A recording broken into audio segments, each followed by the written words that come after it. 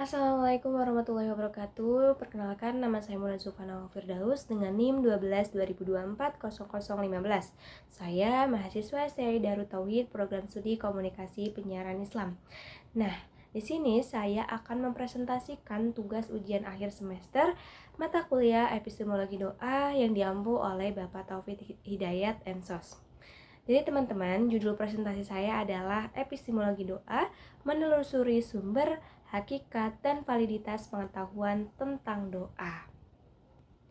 Nah, sebelum kita masuk ke pembahasan, di sini saya akan membahas 5 pokok bahasan. Yang pertama yaitu ada definisi epistemologi doa tersendiri serta ruang lingkupnya. Kemudian yang kedua, urgensi doa, macam-macam teks doa, dan prosedur berdoa. Yang ketiga, pengertian mukjizat, karomah, ma'unah, dan istianah. Dan yang keempat, perbedaan mendasar antara ilmu hikmah dan kahanah.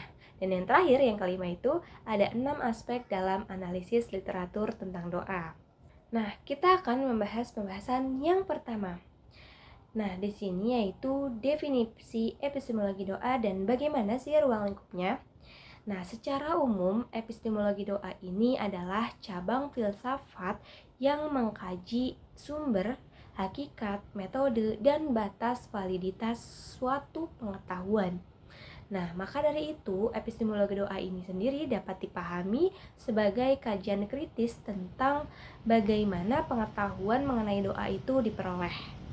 Pengetahuan ini disandarkan pada sumbernya, yaitu wahyu, Al-Quran, dan hadis, dan diuji keabsahannya juga sebagai bentuk komunikasi antara seorang hamba dengan Allah Subhanahu wa Ta'ala. Nah, adapun ruang lingkup kajiannya yang cukup luas meliputi 6 hal. Sumber doa dari nas Al-Quran dan hadis, landasan teologisnya dari konsep tauhid dalam berdoa, syarat, rukun, dan adab berdoa, klasifikasi bentuk-bentuk teks doa, hikmah dan relasi doa dengan takdir, serta dimensi psikologis spiritual doa bagi pelakunya. Jadi teman-teman, benang merahnya adalah epistemologi doa itu menegaskan bahwasanya doa itu bukan sekedar amalan lisan, melainkan objek kajian keilmuan yang punya dasar ontologis, landasan normatif, dan juga dimensi aksiologis dalam kehidupan seorang hamba. Nah, selanjutnya pembahasan kedua yaitu urgensi doa, macam-macam teks doa, dan prosedur berdoa. Nah, kita mulai dari urgensinya. Nah, doa ini memiliki kedudukan yang sangat sentral dalam agama Islam. Karena ada beberapa alasan, yaitu doa ini disebut sebagai inti ibadah karena menandakan kedudukannya yang sangat sentral dalam praktik keagamaan. Doa juga menjadi bukti pengakuan hamba atas keterbatasan dirinya dan ketergantungan mutlak kepada Allah Subhanahu wa Ta'ala. Doa juga merealisasikan tauhid uluhiyah karena hanya Allah tempat untuk memohon dan bergantung. Kemudian doa juga bisa menjadi jembatan komunikasi vertikal antara hamba dengan Allah Subhanahu wa Ta'ala tanpa perantara. Nah, doa ini memberikan ketenangan psikologis di tengah kecemasan dan ketidakpastian hidup. Dan doa juga bisa menjadi jalan memohon pertolongan dalam mengatasi persoalan hidup. Nah, selanjutnya yaitu macam-macam teks doa dan prosedurnya. Nah, di sini secara garis besar dapat dibagi menjadi 4, yaitu doa itu ma'surat, doa yang bersumber langsung dari lafal Al-Quran dan hadis Nabi SAW. Doa ijtihad, yaitu doa yang disusun dengan bahasa sendiri sesuai kebutuhan masing-masing, selama yaitu tidak menyalahi syariat. Terus ada doa muqayyah. Nah, doa muqayyad ini yaitu doa yang terikat dengan waktu, tempat, dan juga keadaan tertentu. Dan doa mutlak yaitu doa yang bersifat umum dan dapat dipanjatkan kapan saja. Nah, teman-teman, adapun prosedurnya atau adab bagaimana kita berdoa yang dianjurkan adalah diawali dengan membaca dengan hamdalah terlebih dahulu dan sholawat kepada Nabi SAW dalam keadaan suci dan menghadap ke kiblat. Bila memungkinkan ya teman-teman, kemudian kita mengangkat kedua tangan kita dengan khusyuk, merendahkan suara, tidak berlebihan, yakin bahwa doa kita itu akan dikabulkan oleh Allah Subhanahu wa Ta'ala ya teman-teman ya. Kemudian kita bisa memilih waktu dan tempat mustajab seperti sepertiga malam, terus menjauhi makanan dan harta yang haram gitu, dan ditutup dengan hamdalah. Selanjutnya kita akan membahas mukjizat, karomah, maunah, dan isti'anah. Nah, di sini mukjizat adalah kejadian yang luar biasa yang Allah anugerahkan khususnya kepada para nabi kita ya, nabi dan rasul kita lah, sebagai bukti kenabian yang sering menantang kemampuan manusia biasa. Nah, sedangkan karomah adalah kejadian luar biasa yang diberikan oleh Allah Subhanahu wa taala kepada wali atau hamba yang soleh. Jadi bukan nabi gitu ya. Sebagai apa? Sebagai bentuk keilmuan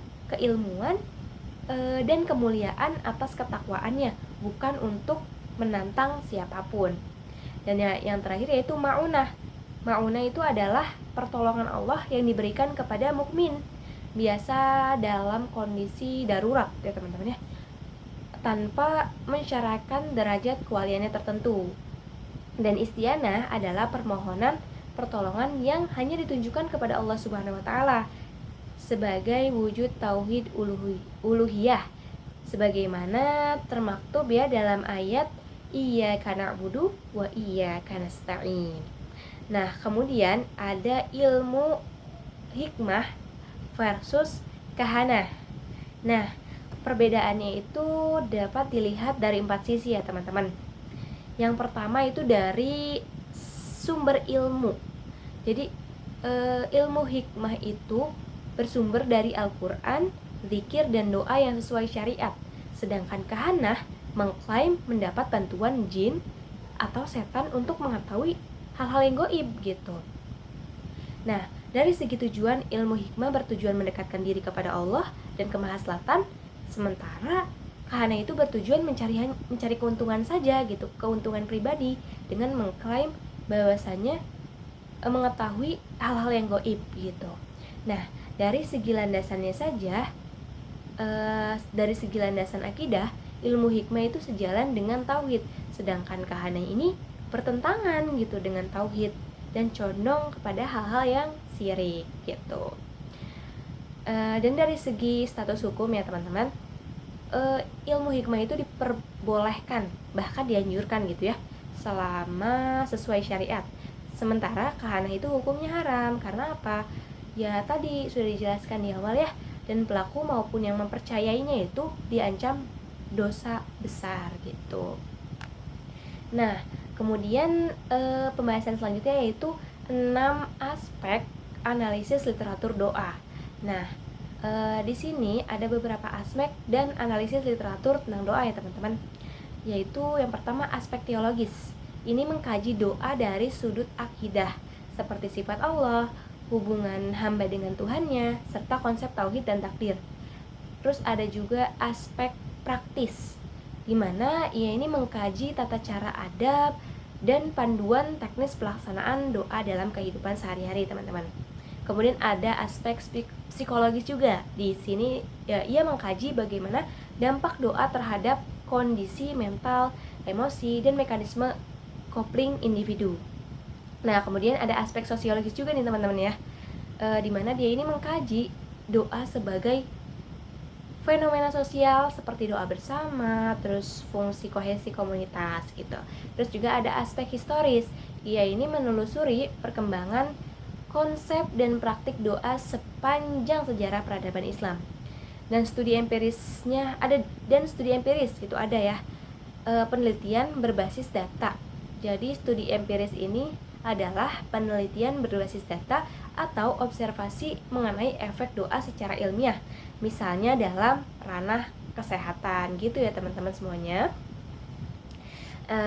Nah, sebagai kesimpulan di sini, epistemologi doa itu menegaskan bahwa doa itu memiliki landasan sumber yang jelas dari Al-Quran dan As-Sunnah. Prosedurnya juga sudah jelas gitu ya, serta batas validitas yang membedakannya dari praktik yang menyalahi akidah seperti kahanah tadi gitu.